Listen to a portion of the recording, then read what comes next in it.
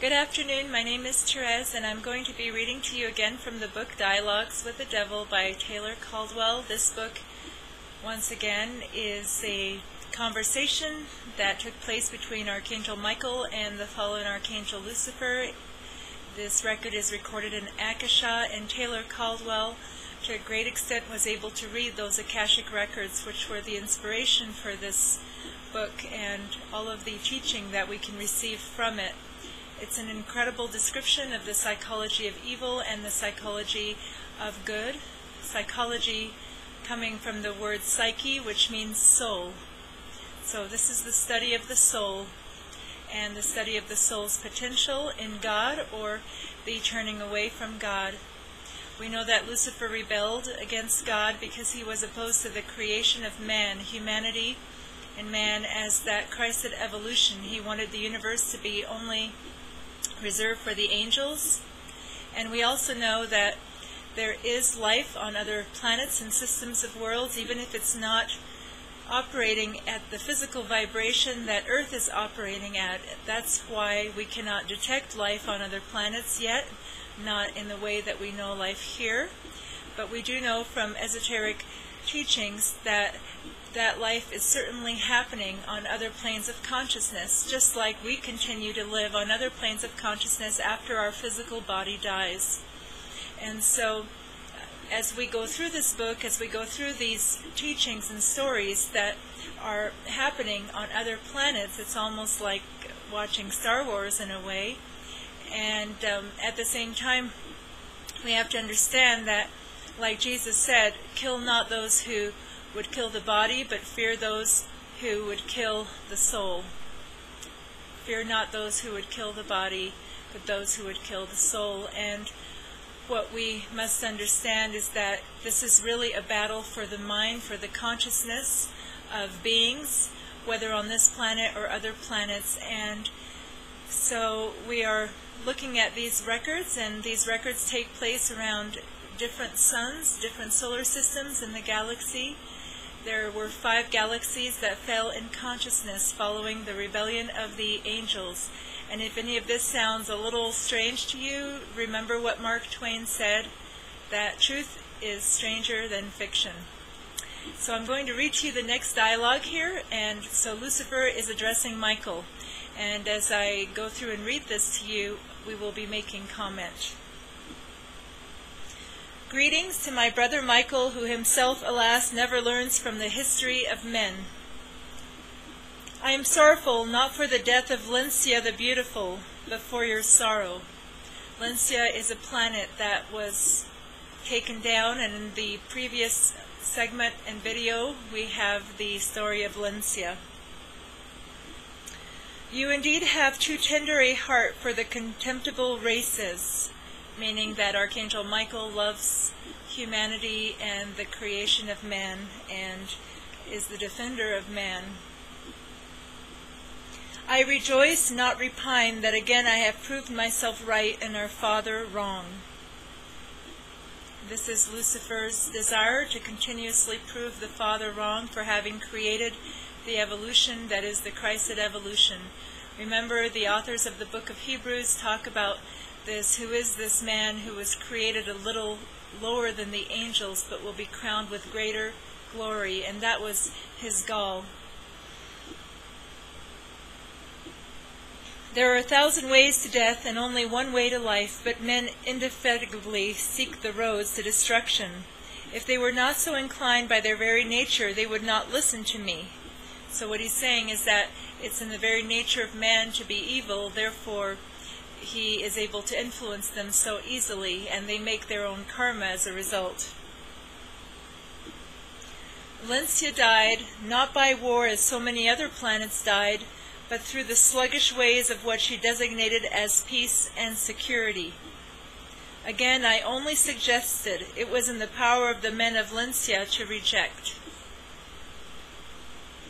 I am deeply interested in what I perceive of heaven, where there seems a tremendous coming and going as of late, and not all the faces are joyous. What is it that portends? I remember his prophecy, and so I am alert to any stir in heaven. Is it possible that the Christ will degrade himself again before man on Terra?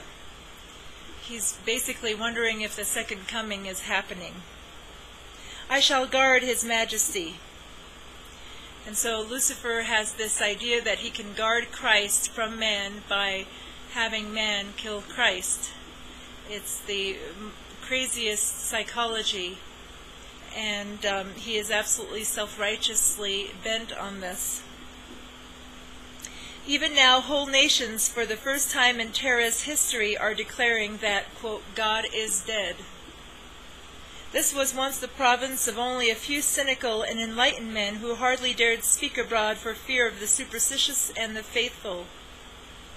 Did not Socrates die for something similar, though it was very mild? He spoke of God and not gods, and for that he was executed. He was considered a great criminal by the ignorant. Yet he was a man faithful to his noble idea. But the men of Terra in uncountable millions are neither wise nor faithful. They proclaim with their round and defined faces, he does not exist, or our old conception of God was wrong and we must have a new definition. They even announce that God appears to have vanished from the affairs of men. Therefore, he is no longer potent, if ever he was potent. That, as you know, is my suggestion. It is as if ants, who had never seen a man but had heard only rumors of him, declared that as they had not observed him themselves, he could not possibly live. Other ants had seen the stature of man and had heard the thunder of his steps, so they alleged. But as these particular ants had neither seen nor heard, the myth was not valid. To my mind, an honest and industrious ant is worth a whole world of men. For the ant labors ceaselessly according to his good instinct, is never slothful, never given to vice or depravity, and as his nature is sound, he adheres to it. If an ant said, "There is no man," I should be inclined to believe him, for ants are sensible, and never lie, and their opinion would be valuable. There are even occasions when I permit myself to dream that there are no men. My anger is your satisfaction, but as we are brothers, I will confess that I am not entirely succeeding in my campaign to have the whole of Terra declare that God is dead. But I will. It was our Father's design that men should have free will, therefore that was a surety that he would not interfere. But to my understandable umbrage, I no sooner had the millions shouting that God is dead, when millions of the lukewarm in concern began to examine their conscience and ask themselves, is he indeed dead? Even those who had never believed in him at all were startled at the thunderous cry of denial and questioned of their hearts. In all of Terra now, for the first time in detestable history, men are not only denying God, but are rediscovering him or finding him when they had never even sought him, and should never have begun the search or the inquiry if it had not been for my own damned. This is so interesting because, again, this book was written in 1967, and if we look at what's happening, 43, 45 years later, we see this is really going on. There is a spiritual awakening taking place, even as there is such a secularization and atheism and scientific push going on everywhere in the schools and everywhere else. And at the same time, there is a spiritual awakening happening. And so this is very much of a prophetic kind of a description of what is actually happening on earth today. Lucifer says, does our Father believe this is keeping his word, that he would never overtly interfere with the will of man? We have always treated each other with courtesy and openness. I find his present and insidious interference offensive and startling. With exasperation and fury, I ask myself, why does he continue to manifest his concern and love for these loathsome creatures, when he has permitted greater and more magnificent planets to will their fulfilled death? This has become an unjust war between two polite warriors, meaning God the Father and Lucifer. I have not deflected from my course, but it appears that our Father has, and incomprehensibly. Lay my complaint before him, Michael, for that is only just. He will not succeed, though he has already invaded the hearts of millions who never knew him before and cared nothing as to whether or not he existed. You will say that the extraordinary outcome is my own doing and not our Father's, but that is not correct. I feel his presence very keenly on Terra now, and the shadow of his spirit. Therefore, though you swear you have no knowledge of what is truly transpiring in heaven, I remember the prophecies of his Son and the prophets concerning the last days, when the Christ will come again to Terra, and all things shall be made new. And I also remember that in these days there will be the great calamity which I am devising, and which will destroy man by the hundreds of millions, and his planet with him. I keep my word, though it appears that our Father does not. Enough! I will keep my word to make Terra a cinderous mass of fragments between Venus and Mars, as I made fragments of Justia between Mars and Jupiter. What a glorious day that was, when men on Justia exploded their planet. What a bonfire was lit in the solar system. So fierce was it that the forests of Mars were burned, and the oceans and the rivers seethed and passed away in steam, though men had not yet as lived on him. Uninhabited Terra trembled in her orbit in the midst of her sullen clouds and ice, and a crimson scar was laid on Jupiter, and Venus, then teeming with men, looked at the skies and said to themselves, "What a wondrous but appalling sight!" I succeeded in less than 100 centuries with Justia, whose people were almost as stupid and benighted as the men of Terra. I shall succeed with Terra also. I am not satisfied with the crude, if deadly weapon I have given her men, and the knowledge of which is expanding through my efforts. My scientists are inventing another, a vastly more powerful in destruction.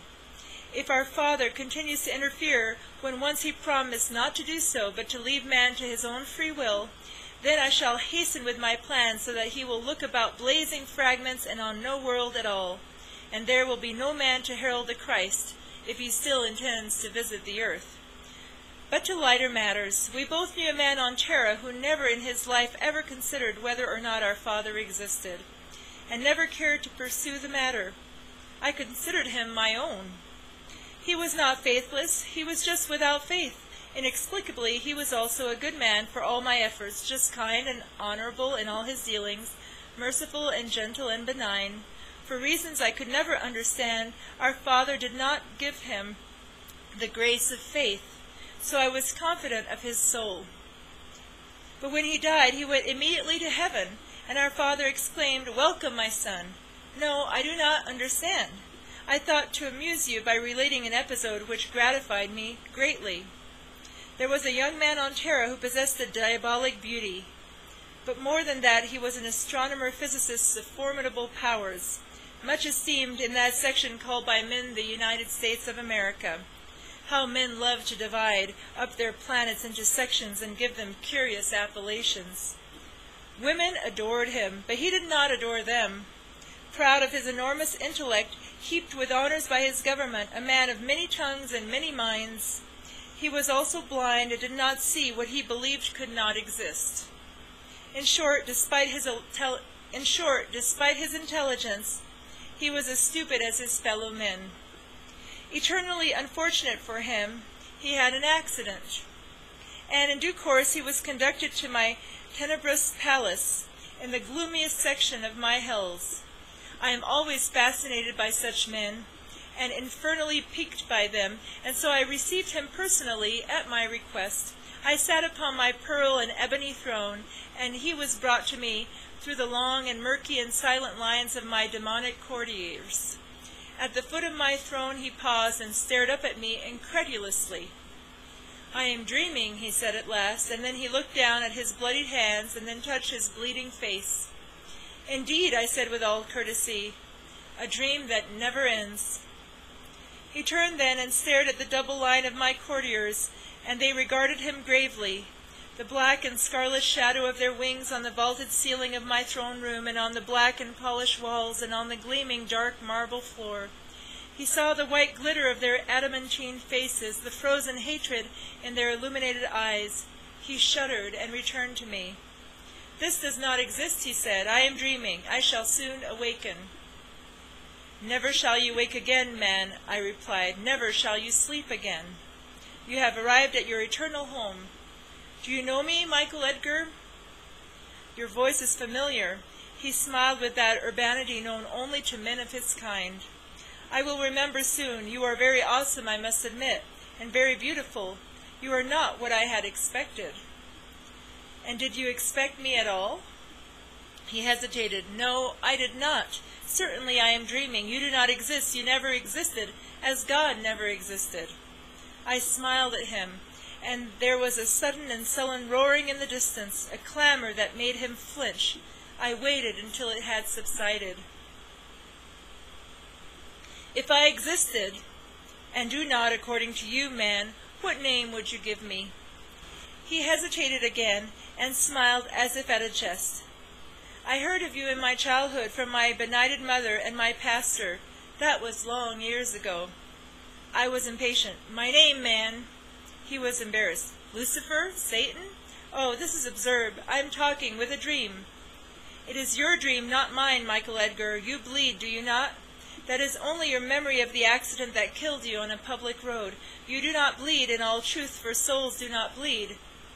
You stare. You thought you did not possess a soul, did you not? Sorrowfully for you, you do indeed, and it is your soul which stands before me now. Gaze on your hands again. He could not take his large dark eyes from me for several moments. Then he looked at his hands and started. He felt his own fingers. He said again, This is absurd. I feel flesh, tangible flesh, yet you assert I am a soul. You feel spiritual flesh, and you will understand me when I say it is of a different and more tenuous electrical wavelength than your grosser body, from which you were forcibly ejected only an hour ago in your time. You will address me hereafter as Majesty. Tell me, man, do you remember your death? I am dreaming, he said, to my weariness. Yes, I remember. I was in a hurry. I was crossing Massachusetts Avenue in Washington, and I had matters on my mind, and then it happened. I found myself sailing through the air. And then? He was smiling once more with that aloof amusement and calm. Darkness, Majesty, he added, and mockingly bent his knee in a parody of a genuflection. Then, all at once, I saw a company about me, strange and silent, and I was lying in the street, still and bleeding. Of course, it is all a dream. The street, the white buildings in the sun, the traffic appeared uncertain, as if in a fog, and shifting and unreal, but the company about me, similar to these I see here now, but smaller, could be seen with greater clarity. They lifted me up, though I was still shaken. He paused. I saw my body on the street, and the shadows of men gathering about me, and I was taken away against my will. I was brought here, Majesty. He genuflected again. And you believe you dream? He was offended. Of course I'm dreaming. I am either in my bed or in a hospital. In Washington. Have they drugged me so that I am having this nightmare? I must have been badly hurt. Your body was killed. It was crushed. You died instantly. Your broken flesh lies in a hospital morgue, awaiting the arrival of your one remaining relative, a brother who despises you for what you were and are. Your body will be cremated, your ashes interred among strangers. But you yourself will remain with me forever. I promise you many delights, such as the delicate ones you prefer, and eternal pleasure if you desire it, or eternal pain if you desire that. You did enjoy the pleasure of flagellations at the hands of young men like yourself, did you not? My demons will gratify that pleasure through all the eons without end. You also enjoyed certain dishes and wines. They are yours throughout eternity. You liked intellectual conversation and the company of scientists? That too is yours. It will please you to encounter scientists of thousands of other worlds, of your own mind, but far more intelligent and intellectual. You will not be restrained by the limits of flesh, or time and space, nor any encumbrances. Are you rejoicing? I am dreaming, Majesty. He laughed a little. There are no other worlds but this. I have said so repeatedly. The earth is the only inhabited planet among a storm of suns and the flow and ebb of universes. I have written books on the matter, to the confusion and disappointment of sentimentalists who would like to believe in an omniscient God which does not exist, a God of power and glory, an endless world and galaxies. I admit the galaxies, but never the worlds. The probabilities against them. are endless, I know, man. I gave you the words. I always give men the words with which to express their stupidity, their arrogance, their passions, and their desires. They are quite eloquent, as you were eloquent. What was that within you that insisted that your miserable little crumb of dust and mud was the only world inhabited by your race? He thought. He was deeply amused.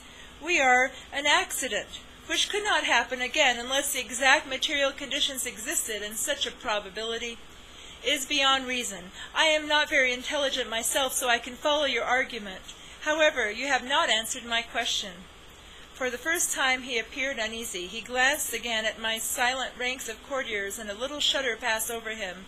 But he is a man not without courage. He said, "It offended me intellectually to believe there were others like me on other worlds. I am unique. I stand alone. I am no duplicate, nor are there duplicates of me. In short, you are proud. Ah, yes, we share that grand quality together. Let it pass. What did you hear of me on your wretched earth, man, when you were a child?" He was again embarrassed, and sought to draw me into his own light laughter. "I heard the myth that you were once the greatest archangel of them all, with powers and dominions, and that you—" "Yes?" He coughed. "I feel ridiculous. You fell?" "The reason is not very clear." I said, "I fell for the reason that I objected to your ever existing. I was right, he was wrong." He was puzzled. "Who is he?" "The God you have denied all your life, out of your childish sophistication and your idiot's learning." For the first time a little disbelieving horror came to him. I had not horrified him, but the thought of the existence of God distracted him. Myself he could endure, dream or not, but he could not endure God. As you know, Michael, that is the greatest of hells to my damned, the final realization that our Father is. He even stammered, "Now I know of a certainty that I am dreaming, either in my bed or in my apartment or in a hospital, for there is no God." Again the sullen clamoring rolled over us, and he listened and quailed, for it was the thunderous and tortured voices of my demons who had fallen with me. Even he could not bear it, for it is the most awful sound in all of hell. He put his hands over his ears until it had subsided. Then he said, "Why do they somberly howl like that?" "Because you deny what they know is truth, and which agonizes them in the remembrance. Do not provoke my demons unduly. They can be very cruel." But he was pondering and shrinking. I remember in my dream, before these dream images seized me, my instinct was to rise and fly upwards. Certainly, it was the instinct of your soul to fly to the hands of him who created you. It is the deepest instinct of the soul, but you have forfeited your holy right, which was given to you at your conception. You are only a man. I pity you. Had I created you, I should have been more merciful. I should have granted your extinction on your fleshly death, and eternal sleep and darkness. Therefore, you have the right to curse God for making your soul immortal. Do so if you will. Curse God? If you will, you will not be the first nor the last in the flesh or in the spirit. But he does not. He halted for fear of the terrible clamor. It is still your privilege to deny. It will surprise you to meet the multitudes who still deny.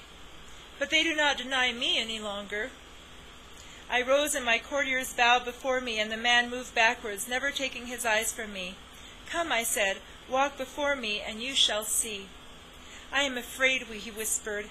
"For the first time in my life I feel fear. It is only a dream, but I am terrified. In God's name, let me wake up." "He cannot help you here now," I said. "Do you not use his name here? If there is any mercy in you, which I doubt, he had no mercy on your world. It would be strange if you experienced it here. The thought of any of my souls feeling mercy or pity is my own secret dread, for there are divine emotions and cannot be countenanced here. It is my haunting fear that they may open a path, but that is incredible." He did not retreat before me. His eyes were wild. "If you exist, which is not tenable, of course, then he—" "It does not follow," I said, as I have said millions of times before. "Let us forget him. You have much to see and many marvels to discover in my domain in which you will dwell forever." It gave me pleasure to conduct him personally through my hells. He blinked in the strong hot light of my beautiful city and listened to the music and the voices of countless multitudes. He said once, "They do not laugh." "The only laughter in hell is mine and my demons," I said. "Yet here are all delights and, I am still dreaming, of course, eternal youth. All deliciousnesses, immortal youth. Souls do not change, nor age, nor suffer disease, nor have bodily needs. You will observe that though light beams here much more brilliantly than ever it beamed on your earth, there is no sun, and you cast no shadow. I am the only one in hell who casts a shadow. Observe." He saw my black shadow on the snowy marble of my streets, and that seemed to affright him more than anything else. But why, I do not know. He lifted his eyes to what he believed was the sky, but saw only a blazing whiteness. "There is no night in heaven or hell," I said. "In heaven there are times of blessed restfulness and quiet and green withdrawals and contemplations and still bliss. But in hell there is none of that.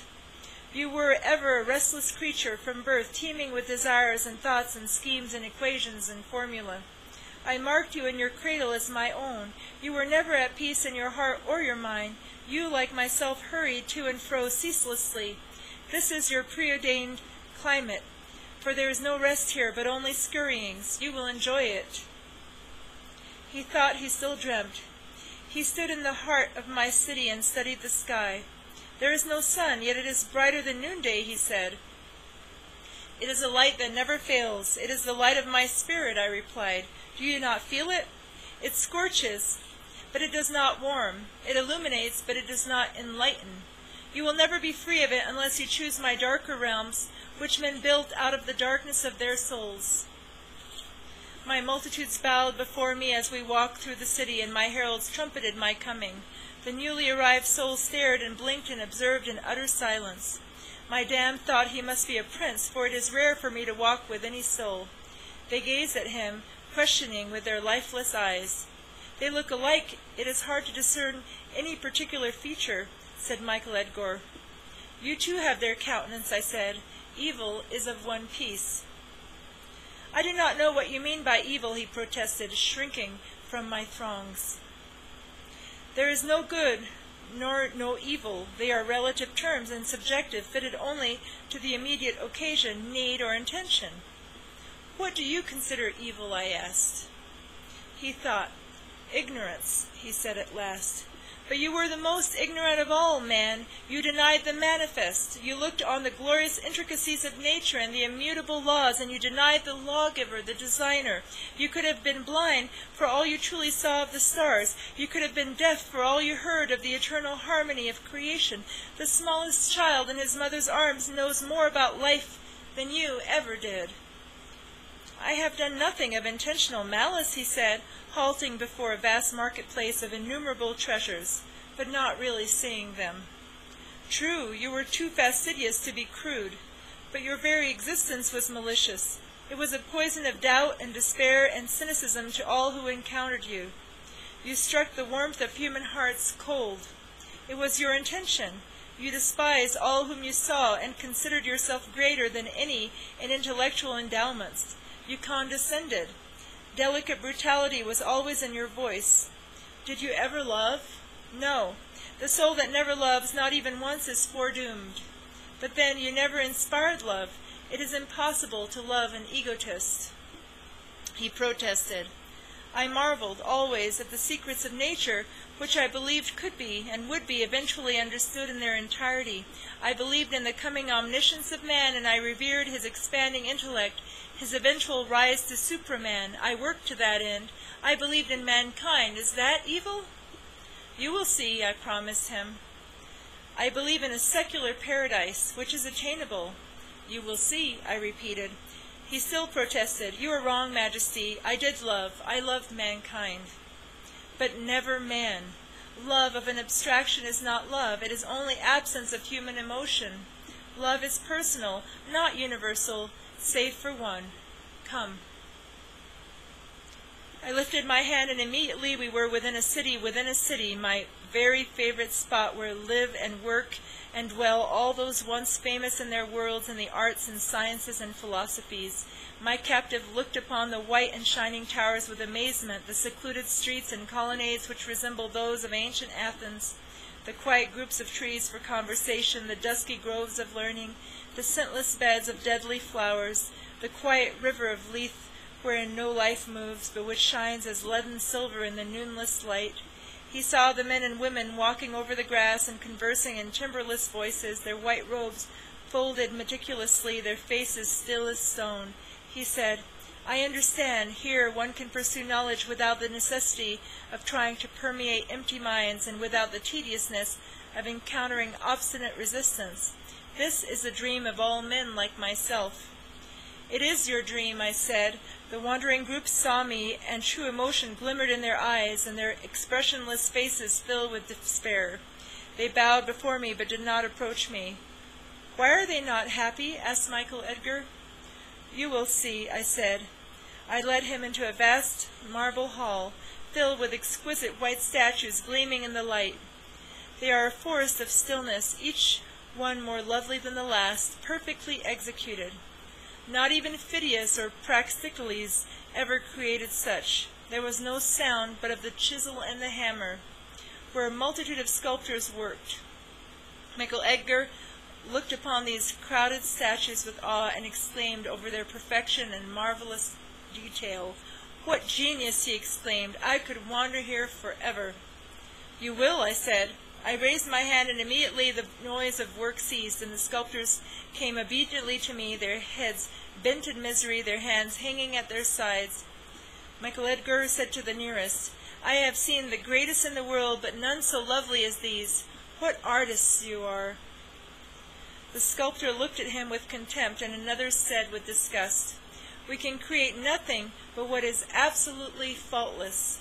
We can commit no error which adds distinction. Michael Edgar said in bewilderment, But that is a veritable heaven. No, said the sculptor, it is veritable hell. Where everything is a masterpiece, nothing is a masterpiece, man of Terra.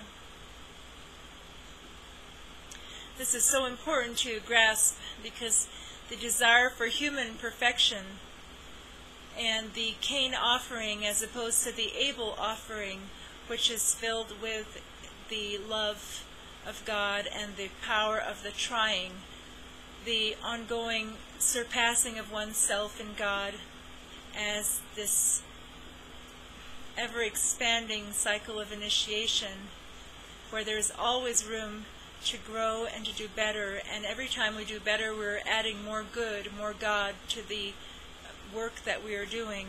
And in this case, in the hell of perfectionism, at the level of what we could say human perfectionism, or here hell astral perfectionism, it does become a hell. Michael Edgar did not comprehend as yet. He stared slowly at the immaculate beauty in stone and shook his head slightly. Then he said, You call me man of Terra. I assume you mean our Earth. The sculptor laughed in derision. Your Earth? I never heard of it until I came to this damned region. I come of a planet far from your own galaxy, which you call the Milky Way, which is only a small and unfathomable and unimportant wisp in our evening skies. My planet, I have learned, is larger than your dim yellow sun, and of an immeasurable loveliness. I was a famous sculptor there. Michael Edgar was stupefied. Then he said, You are jesting. There are no other worlds but ours. You speak as our pseudoscientists, the writers of science fiction. The others raised a raucous and mocking cry, save for but two who had come from Terra themselves, and they looked ashamed of the new arrival and hid their faces as if in apology to their fellows. You will learn, said the sculptor. They bowed again before me like a white wind, murmured majesty, and left our erudite fool, who gazed after them with his mouth open. He began to shiver. He pretended to be interested in nearby statues. Then his face fell. It is a wonderful dream, he murmured. The noise of the chisels and hammers resumed like a taunt. We entered my picture galleries, where my painters work, and the walls are crowded with glowing treasures in golden and silver frames, and the artists plied their brushes and colors in absolute silence, not speaking to each other or aware of each other. Michael Edgar was enchanted. "Not even Raphael or Michelangelo or Da Vinci or Rembrandt ever painted like that," he cried. "What eternal colors! What eternal vistas!" "They are indeed eternal," I said. "Here, too, no error can be made. Each painting is perfect, and no man's work can be distinguished from another's in style or form or composition or depth of color. No man can say, 'This is my unique creation.' All is as one.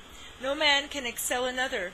Is this not a wonderful democracy which you espouse so ardently on Terra?" But he was studying the painting as if he had not heard me. He stood at many artists' shoulders and watched in silence. There was no faltering in brushstroke, no hesitation. All worked in desperate fever. "Do you wish to speak to them?" I asked. He saw their intent and anguished faces, their efforts to make distinct errors or roughnesses. He saw the paint smooth itself out into perfection, as if it had a life of its own, or as if the artist's own earthly desire for perfection prevented him from creating something which could be surpassed by another. He shook his head. "I do not wish to speak to them," he said. "You should learn nothing, for there is no frustration here," I said. "Is this not truly heaven?" I led him to one of my vast concert halls, where musicians were composing and directing their own orchestras. "I hear the most unparalleled executions," my captive said. "Beethoven was a tyro in comparison." "True," I said. "You will not hear not a single uncertain note, nor a wrong one." "True," I said. "You will hear not a single uncertain note, nor a wrong one. These two can commit nothing but perfection. All is pure phrasing, pure harmony. Listen. Though many symphonies and concertos are being played, they blend into one with no disruption or clashing. No man can tell his own work from another's. It is as if they played but one composition. Perhaps you can tell me why it gives them no pleasure, and why their countenances are gloomy." "There is no individuality," he said, after listening some moments. "But is that not what you prescribed in your egotism for your fellow men? Did you not say over and over in superb confidence to your brother scientists, 'The masses hate and fear individuality, so let us give them sameness and security'? Man, who were you to...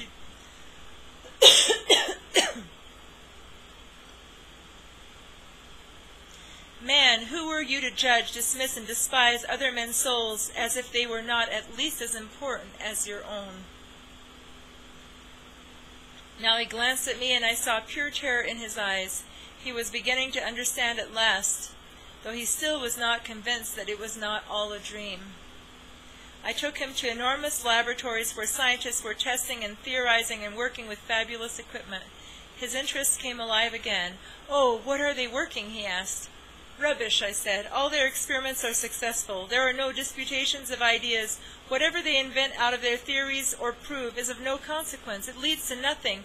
There is no excitement about a possible mistake." "Why then do they work with such absorption? What else can they do? They were never concerned in their mortal lives with their fellow men as souls with emotions." I took him to my endless libraries, whose walls were tenanted by the damned's millions of books. "Here you will find every philosophy ever tendered by man on any planet," I said.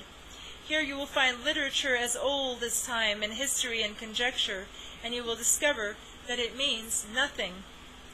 "I could spend eternity just browsing here," he protested. "You will," I promised him, "and you will be no wiser than before. You will read only perversion and filth and detestation of all that lives, and egoism and blasphemy, and the total ignorance which is the true evil. Machiavelli was a child in comparison with the doings of men who lived on other planets. And you will read poetry that has no heaviness, no slightest disharmony. Every canto and phrase is perfect. My writers continue to write, and their works are lined here. No one reads them any longer but the newcomers like yourself." "No one reads for enlightenment?" I laughed. "They have all the enlightenment forever in hell," I said. "They cannot expand their native powers, which were given them at conception. Only in heaven is intelligence expanded and challenged. Here is fulfillment. Was that not your dream?" "I am still dreaming," he said. "I am dreaming of heaven, in which, of course, I do not believe." "Excellent," I said. "However, one day you will believe and will realize there is no hope for you. For you see, no one wins in hell, and no one loses. All are equal in prizes. Then there is no reward for excellence? No. If there is no abrasion of ideas, there is no competition. True. Is that not delightful? Let me enlighten you a little. Nothing in hell reaches a conclusion, for all is concluded. But would you not call that really heaven? It is not fair, he ejaculated. But it is most fair. Why should one soul dare to aspire above another? Did you think this was heaven? He stood still in my softly lighted libraries. Then he said with shamed hesitation, When I was a child, I heard that you were the father of lies. Nonsense. Prove it. You see only truth about you here, my truth which you loved on terror and which is rejected by very few. I led him to my great observatories full of astronomical instruments and telescopes. He became excited then, gazing about him with eager pleasure as he saw the astronomers with their eyes fixed and intent. Here is objective truth, he said. Speak to them, I suggested. He approached one who was gazing through a monster telescope. He said, I too am an astronomer. Can you see the stars from this place where there is only light and no darkness? The scientist turned to him and said, Yes, we can see all the universes in eternity and understand them. Nothing is hidden or left to conjecture. Can you see the red spot of Jupiter clearly, and the deserts of Mars, and the rings of Saturn, and the hot clouds of Venus? The astronomer was puzzled, and he smiled vaguely. What are these of which you speak? Michael Edgar became furiously impatient. Do you call yourself an astronomer? I speak of our solar system. And what solar system is that? He was confounded. Ours, he said at last. And where is yours? He threw up his hands. You are no scientist, or you are joking with me. The astronomer turned to me, frowning. Majesty, who is this ignorance? He is a soul, I said, from a tiny little planet about an insignificant sun in the far borders of a galaxy called the Milky Way, of which you have never heard, for it is of the least importance. The astronomer looked at Michael Edgar with curiosity. Then he, too, is of no importance? Yes, what a piteous creature. Michael Edgar looked at him umbrageously. Are you trying to imply that you are a man of an inhabited planet of some other universe? That is ridiculous. There are no other planets like ours, and no other civilized races. Be tolerant with him, I said to the astronomer. He is indeed an ignorant soul. Do not be offended. I am not offended, Majesty, but you must admit that some souls are beyond toleration. You forget. We tolerate everything and everyone here. Tolerance is part of the climate of hell. Now that's another one that we see a lot on Earth. Michael Edgar had listened to this exchange in stupefaction. Then he said, You are trying to denigrate and ridicule me. I was the one and the most important and respected astronomers on Earth. The astronomer was gentle with him. I know nothing of your Earth soul. I never heard of it. I have never seen it with my instruments. You are a child in knowledge. Come, look through this telescope. I knew what he would see. Endless inhabited universes, each murmurous with life of its own, and uncountable planets and whirling suns of every color, exploding and dying and giving birth to new worlds.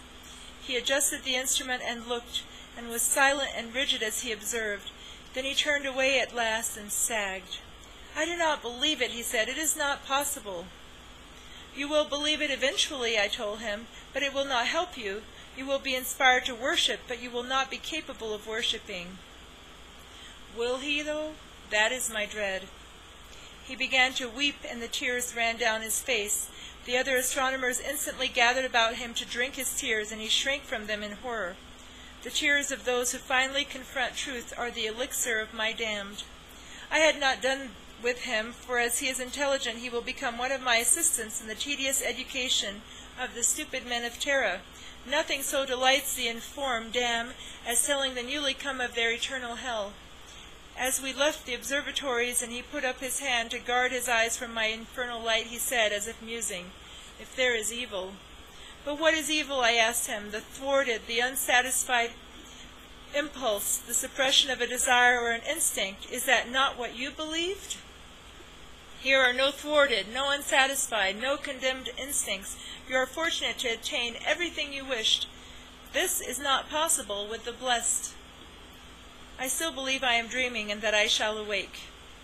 Consider, if in truth you will awake in your bed on Terra, What would be your conclusions about this, quote, dream? He paused. I might become a different man with a different philosophy. I laughed. How uncomfortable would that be, and what derision you would encounter. Rejoice then that this fate is denied you. You are safe with me. He glanced at me strangely, and I instantly hated him, for I knew he was thinking. Secret thought in hell is very dangerous. I am omnipotent here, but still I do not always know the thoughts of my damned, though our Father knows all the thoughts of his blessed. This is pure discrimination against me, and is distinctly undemocratic. I have created a completely democratic realm, but the damned are not always satisfied with their state.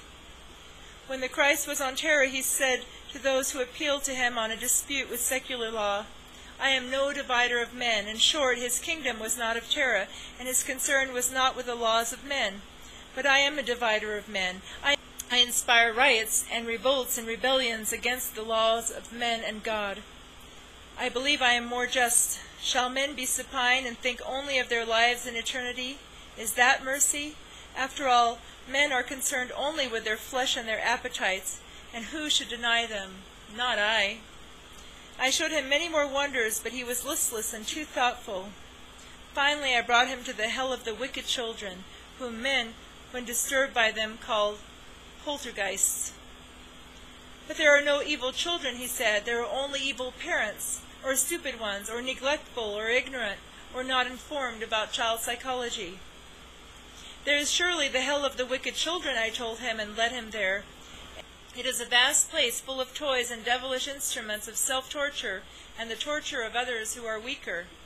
It is a place of malignance and delighted cruelty and destruction and all abominations, far worse, in my opinion, than some of my other hells. Here the evil children play and devise and plot the dismay of others on their former worlds. Children are more inventive than adults, for their imaginations have not been dulled by experience. It is true that they are more gross and violent, but is that not to be admired in an atmosphere of tepidity? He saw the multitudes of my children in that region, all absorbed with schemes of evil, all gloating with the desire to destroy and alarm and confuse. They are very active. You have noticed, Michael, how active are the wicked, how relentlessly energetic, how tireless. There are no tears in my hell of the wicked children, no repinings, no sad withdrawals. Here is the only applause on invention of some new deviltry. Here is envy of one more intelligent in the devising of an originality. This hell is not democratic, for here they compete for the accomplishment of terror. They perfect their methods of hurling objects, of barking like dogs, of slamming doors in quiet houses, of howling like werewolves, of casting obscene shadows, of making vile gestures. As they never had any philosophy except the one of confounding adults and inflicting pain on their peers, they are very simple and uncomplicated. I like them the best of my inhabitants. They are truly human. Michael Edgar looked upon their beautiful and contorted and gay faces, and he recoiled. They surged upon him, plucking at his garments, stamping on his feet, thrusting their fingers into his eyes, squealing, taunting, giggling. He pushed them off, and they gathered again and pinched him or bit him, and he felt the pain and the loathing of them. I know you deny sin, I said to him, as he vainly fended off their fiendishness. But these know all about sin. One could say they invented it. All have been confirmed in the various ways of their former worlds. Those not yet confirmed do not come here, for God, pardon me, does not attribute sin to the unconfirmed. He holds them as saints and capable of sin. Is that not absurd? I am much more realistic. I would bring man here on the day of his birth. I directed him to the illusions I have invented for this place. Mirages of animals and birds for the tormenting of the children.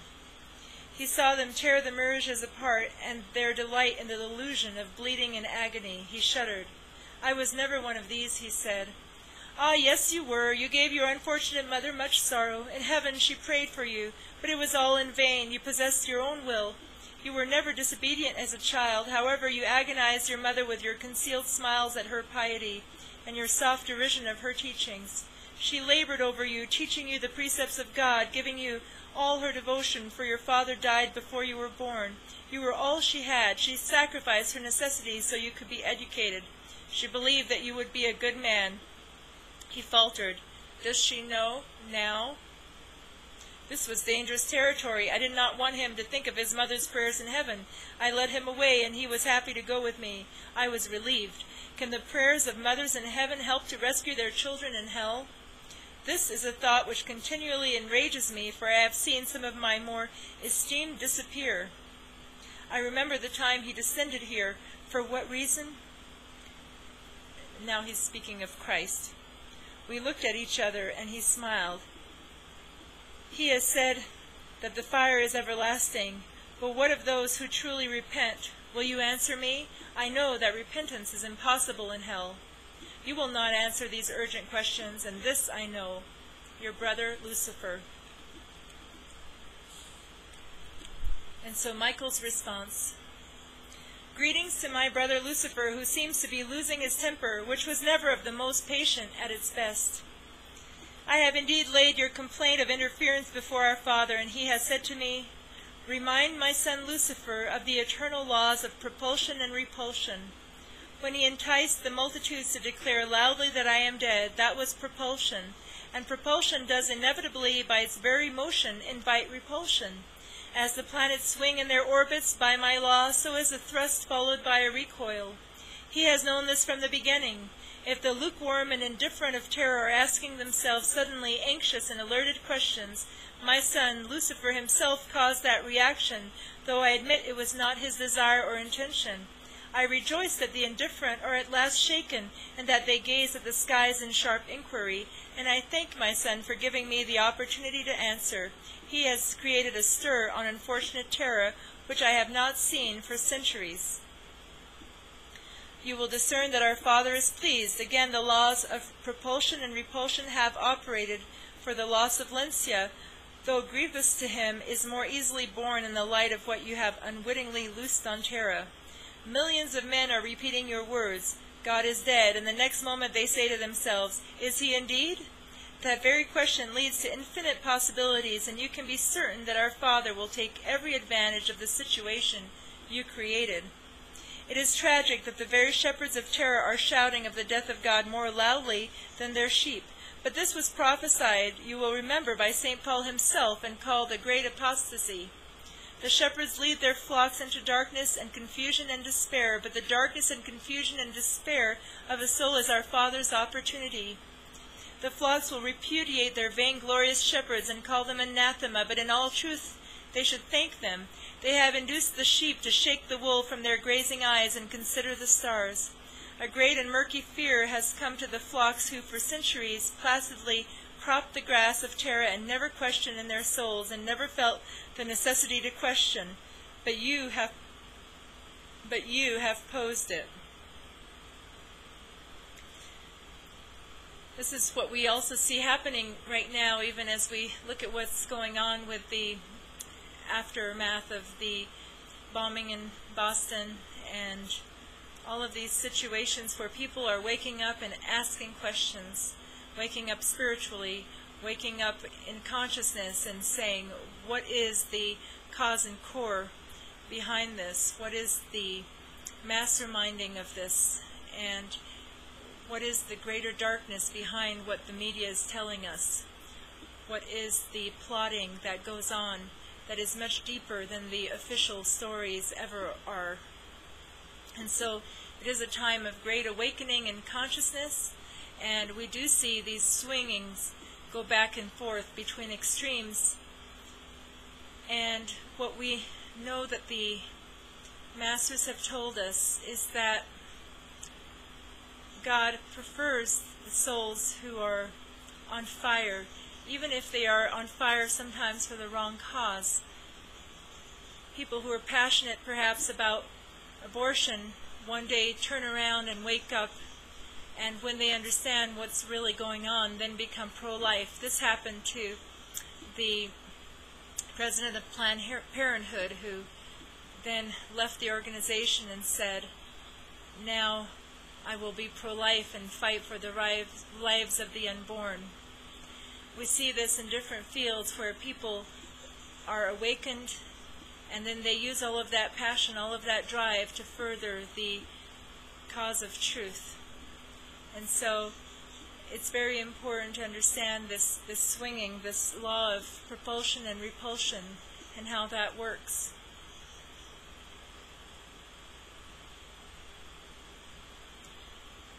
A truly angelic gesture on the part of the great Archangel Lucifer. Accept our gratitude.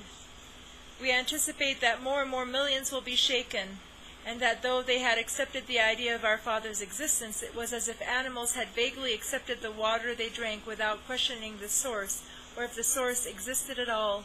Now they are bewildered, and now they are thinking, "Blessed was the day when you received your inspiration. But do not accuse our Father of inspiring you against your will. He no more interferes with your will than he does with the will of the most insignificant man, and you know that in your heart." St. John and St. James, the sons of thunder, have recently reminded me that when they attempted to induce the Christ to smite fire on the unbelieving towns of Samaria because they rejected him, he refused and rebuked them. Like you, they now wonder if he regrets that he refrained, and they ask when he will recall his mercy and strike Terra for her blasphemy and malice. Though saints, they are still men, alas. I recall to them that they can never foresee the hour which he prophesied, and suggested that rather than hopefully anticipating it, they pray for their fellow men. They are not entirely meek before my suggestion. They are still the sons of thunder, and they examine portents with the same eagerness you also examine them, though with entirely different emotions. St. Paul says, "Aha," before the portents, but he was always an impatient man for all his wisdom. St. Peter smiles benignly. He was always less reckless.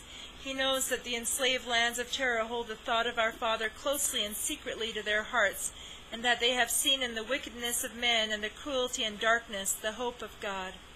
The stars never shine so brightly than in the black hour just before dawn, and the enslaved understand that. In the so-called free lands of Terra, unfortunately, our Father is accepted or rejected with less passion.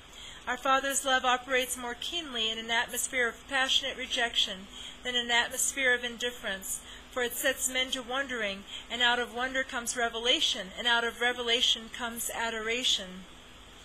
We see this in the countries where Christians, for instance, are persecuted, and how they will keep on keeping on and do whatever it takes to worship God as they understand him through Christ. In spite of the political climate against them, they are a lot more on fire and fervor for God than those who are Christians in the West.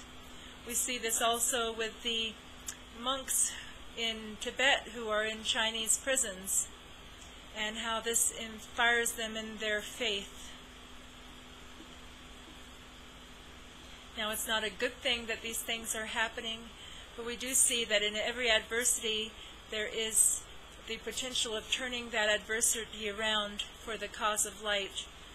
In this situation, for example, with the bombing that took place, and with all of these catastrophes and terrorist acts that have taken place in recent years, there is always this upswelling of prayer, this upswelling of reaching out to heaven, this upswelling of brotherhood, this upswelling of having the sense of being proud of being an American.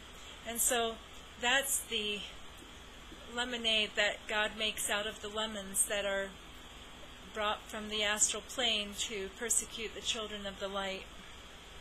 Again, you have asked me sly questions which I cannot or will not answer. How persistent you are. But when was evil not persistent and sleepless? We watch the energetic scurryings of the men of wickedness on Terra and listen to their vehement voices, and knowing that they are flesh, we marvel at their tirelessness. They are all the more filled with ardor because of their pretense, though they seem not to know it is pretense, that they work in behalf of their fellows, and would improve their lot. But we know the evil that guides them, do we not? What arrogance, what they assume they know what is best for their brothers. What arrogance that they assume they know what is best for their brothers. And with that rage do they greet the resistance of those brothers, who know with all their instinct that madness has now assumed the accents of love. The more they scream of working for mankind, the more suspicion they arise. The love of men is always suspect unless it is first based on the love of God. Indeed, the secular paradise, which the evil prophesy, is a reflection of hell. You will heartily agree. Men have never needed more than their daily bread, a shelter of minimum comfort, and enough clothing to protect their bodies from the assaults of climate. Their bodily demands are very few and easily satisfied, but the needs of their souls are boundless, and only our Father can satisfy them. There is no necessity for ornament, for gold, for large possessions, for downy beds, for treasure. These never content, and those who demand them for all of mankind are fools. They have degraded their brothers to the levels of mindless beasts, who want only to fill their bellies and oil their skins and satisfy their animal desires. But man, though soothed with the sweet words of the wicked,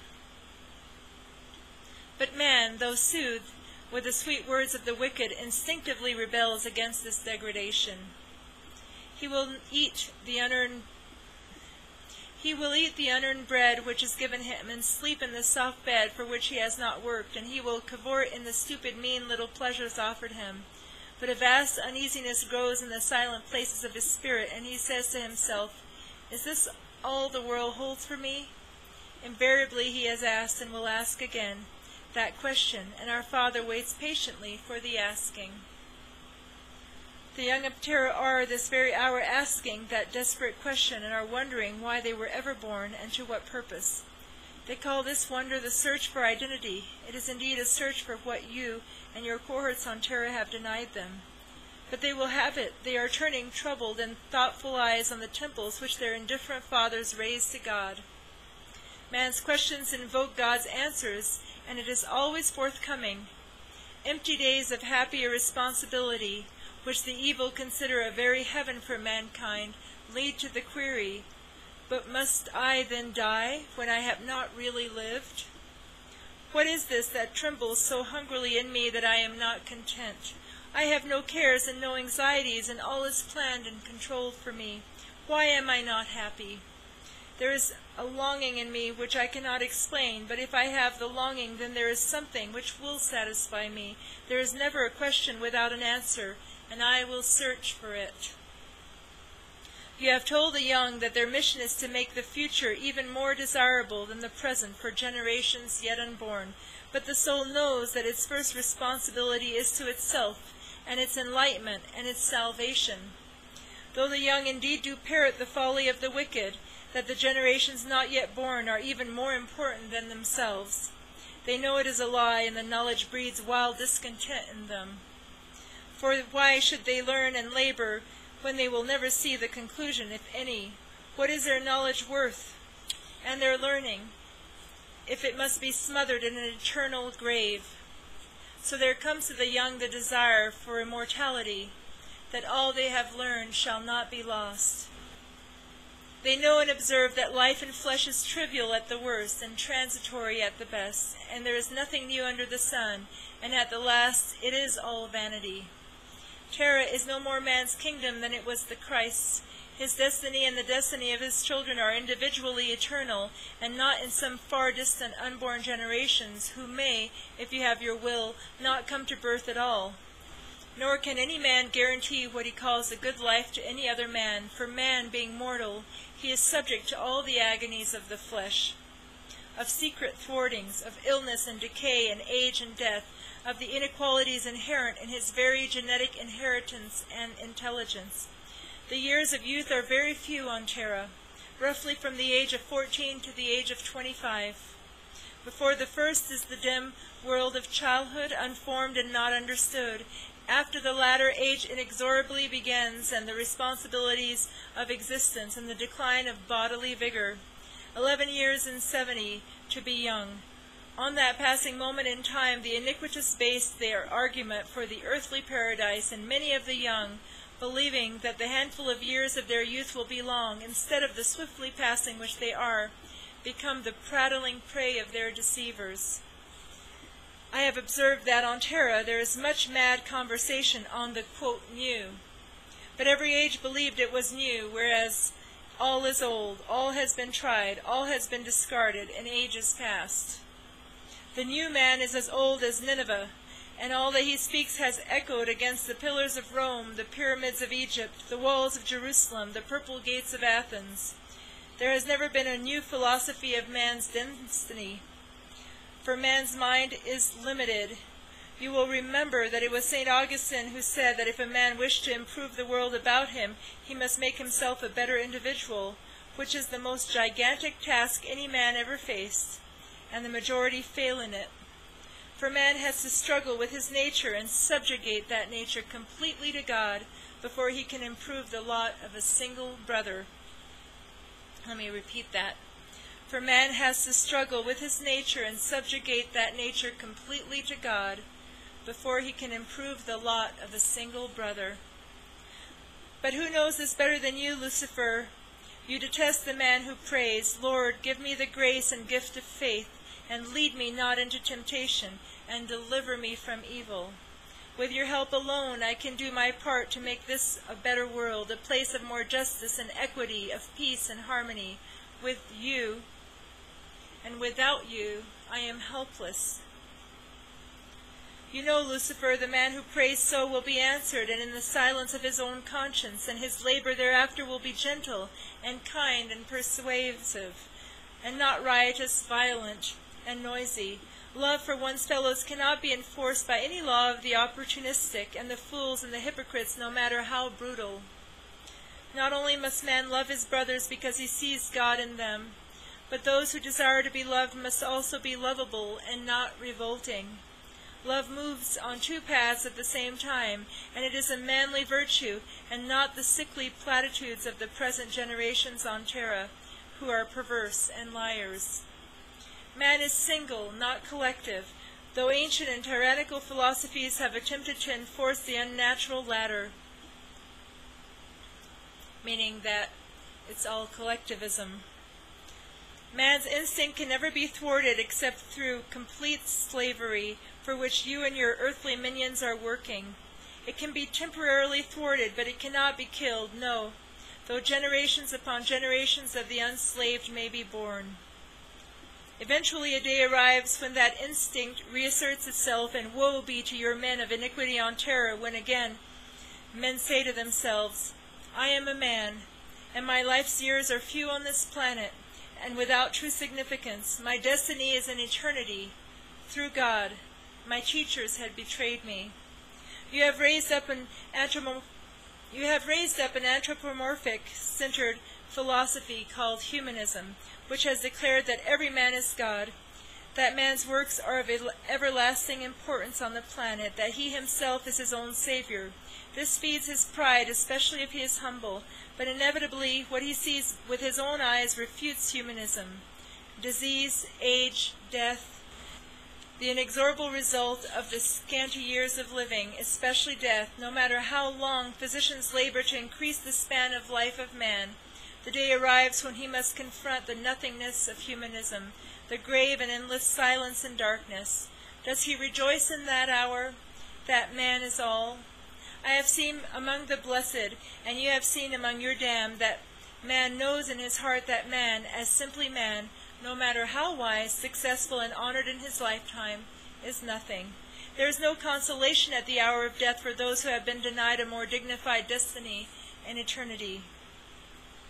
The purse of humanism is very pretty on its surface, but there is no gold within it. It is flat and with intrinsic emptiness. It contains no coin to buy peace at the end of life. It contains no key to anywhere. It is gaudy cloth and ravels in the hands which seized it. You have spread confusion among even the faithful lately, so that multitudes now question if the Christ ever was born, lived, was crucified, and then rose from the dead. And ranks of the stupid who call themselves wise are even declaring that certainly they accept Christ, but not the Father who sent him, and that his resurrection is only symbolic. What a dinner of husks you have offered to replace the life-giving bread. Yes, I know you only offer, it is the will of man to take or reject.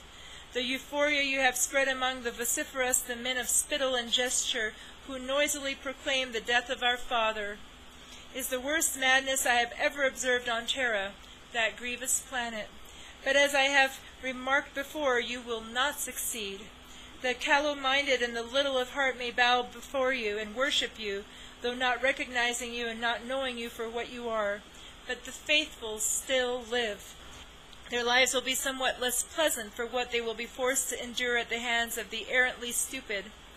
and they will be subject to ridicule and derision and contempt, and called dreamers or anti-intellectuals, and they will be accused of refusing involvement in mankind, and selfish and visionaries, and they will be maligned in multitudinous tongues and despised, and malice will be poured upon them.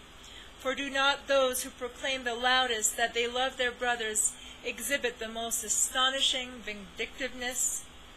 But malevolence has the strangest property, not only of stiffening resistance to lies and calumnies, but of strengthening faith and resolution.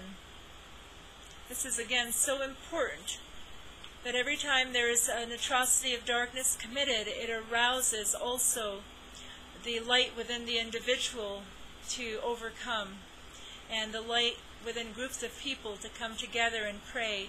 And we know that ultimately that power of prayer and souls reaching out to heaven for assistance, for solace, for comfort, for solutions, for justice, that contacting, that strengthening of the bonds of spirit with the heaven world is what ultimately brings forth the change that is so necessary in the world, and that prevents worse calamities from happening. A truly good and faithful man is never crushed by malignants, even if he is murdered, and he stands as a refutation of evil and as a light to those who wish to emerge from darkness.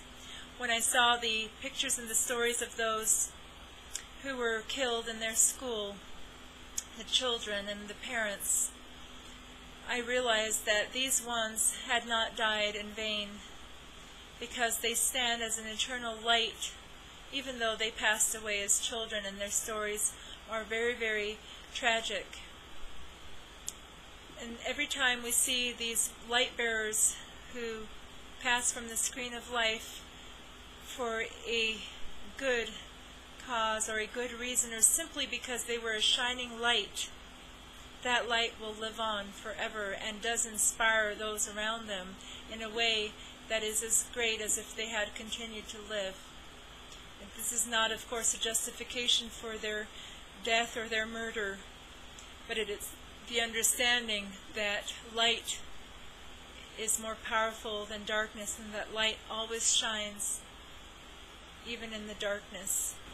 His memory may be no more immortal than the forgotten civilizations of terror, but while he lives, and for a space after his flesh is dead, he has the most profound influence on his fellows. You may have noticed that the espousers of your doctrine, humanism, leave nothing at all but a vagueness which is not remembered. This is something that Brian often likes to say. Who remembers the Assyrians, right? We remember the Greeks, we remember the Golden Ages, but we do not remember these potent civilizations who had no light within them. They left nothing. Only the light of God working through man endures and leaves an enduring legacy. If intrinsically good men, they arrive in purgatory, and great is their astonishment, and more their joy when they discover that they are wrong. Their deepest regret is that they deprived their followers of the truth, and they confess that they spoke and wrote not out of viciousness, but out of blindness. But there are others less harmless, as you know, and one was Michael Edgar, who sits alone in the fiery dusk of one of your less attractive hells and asks only for death. He has found the ultimate of what he spoke on earth, in hell, and finds it intolerable. You will remember that our Father said that the fool says in his heart there is no God. Terror is now becoming a whole worldwide generation of fools. In that you have succeeded. Far easier is it for a wicked man to turn from his wickedness than a fool from his folly, for it is the divine life in man which can eventually make him revolt against evil. But a fool cherishes his foolishness, for it makes him appear to himself as of consequence. Pride again is the mightiest of sins, as who should know it more than you? Meaning that the prideful do not usually want to swallow their pride and admit that they were wrong and then take that right-handed path again. It's a lot harder. And yet that is exactly what we must be able to do, is become as humble as little children and willing to admit our mistakes, willing to admit our weaknesses, willing to admit our frailties, willing to admit that we were wrong. And only from that place does the healing really begin, does the shifting begin, does the transformation begin. Because it was never about our pride and our ego anyway. We have to remember that our human personality, after the change calls death, does not re-embody per se. The soul re-embodies if you have another opportunity for re-embodiment. The personalities are stored in the causal body. And so, when a soul finally makes their ascension in the light, all of those personalities congeal into the ascended master personality of that soul now ascended in God.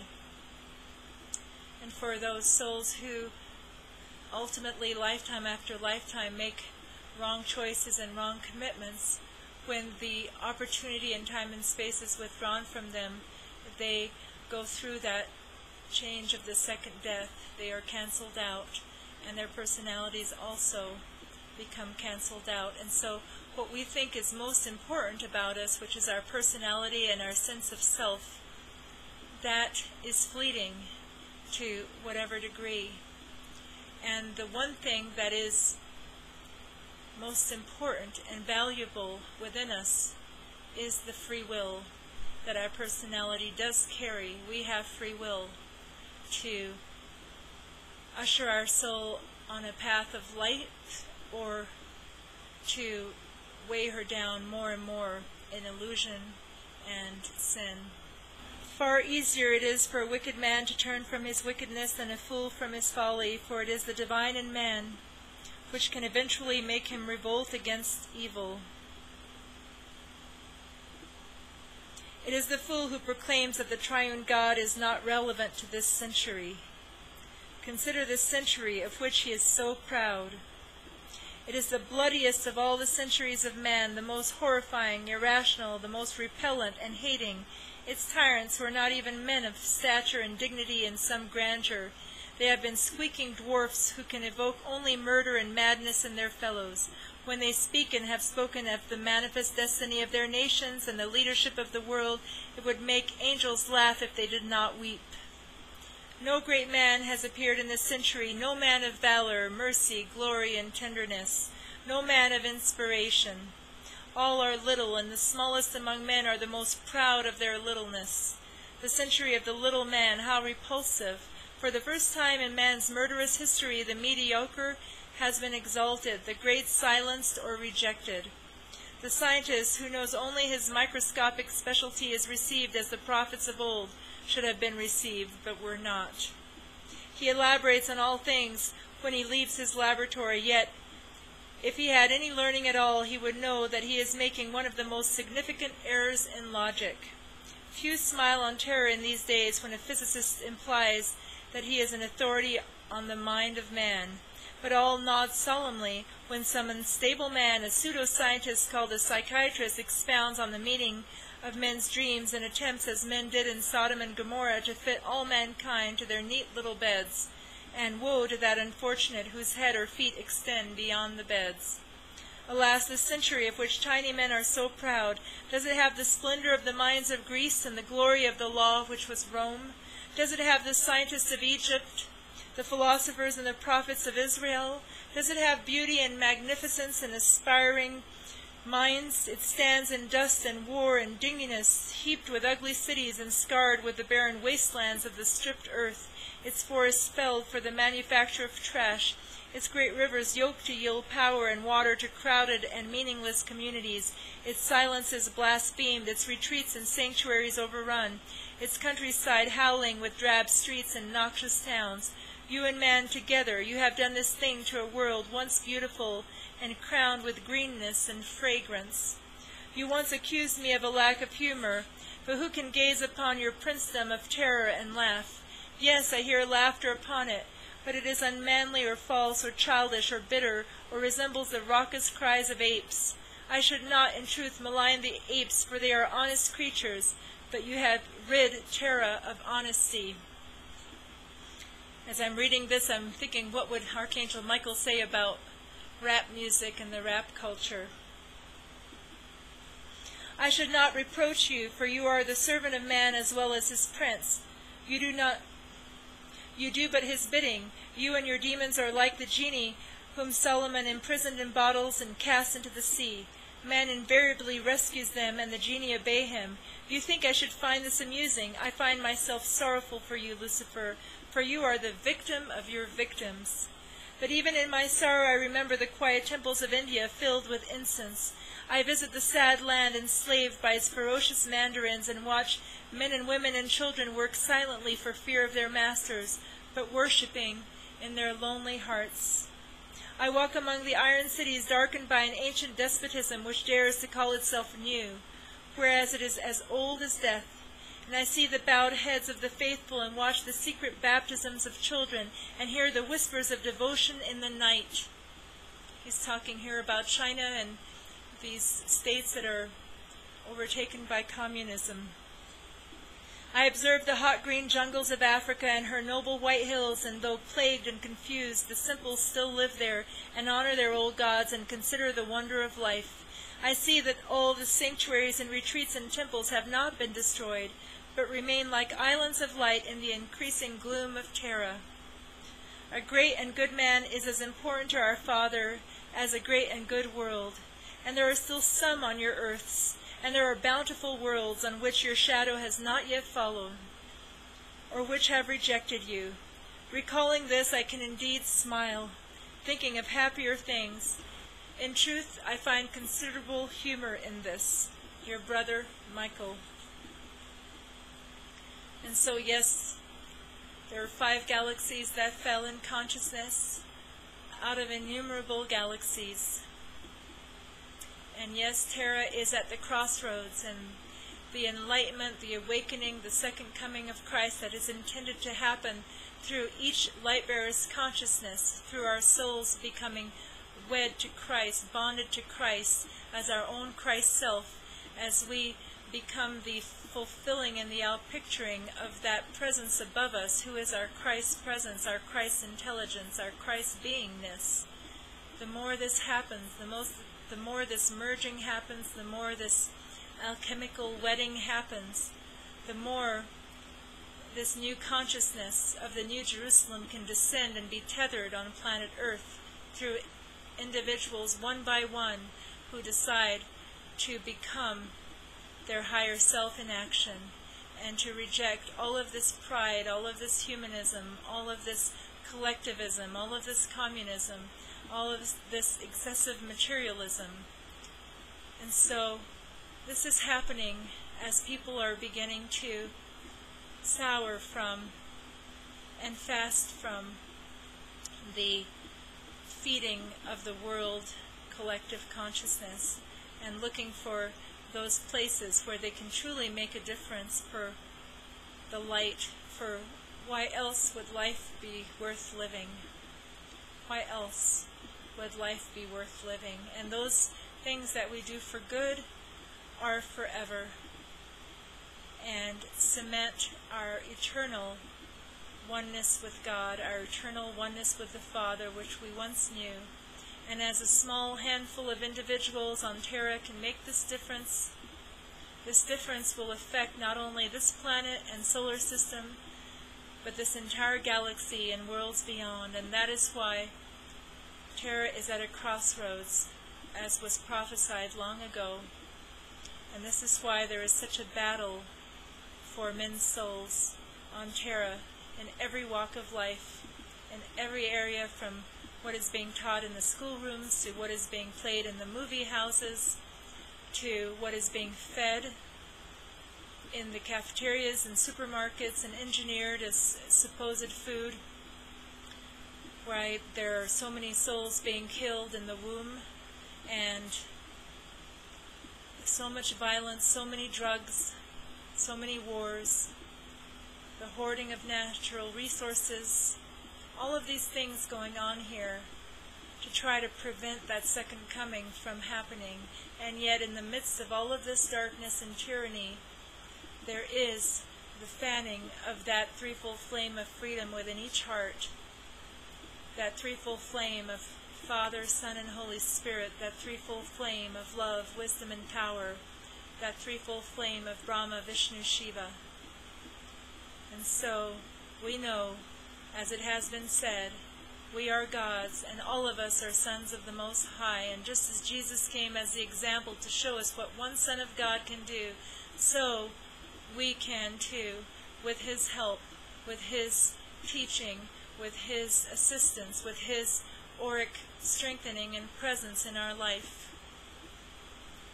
For Jesus, Archangel Michael, and the many beings of heaven and the heaven world congruent with us also are assisting us to come home. For they are our brothers, they are our sisters, and they will teach us what it means to have and be true brotherhood here on earth as God intends. And so thank you for watching, and we look forward to our next installment on this book and all of the teaching and conversation and thinking that this is bringing forth. God bless you, and happy processing. Have a good day.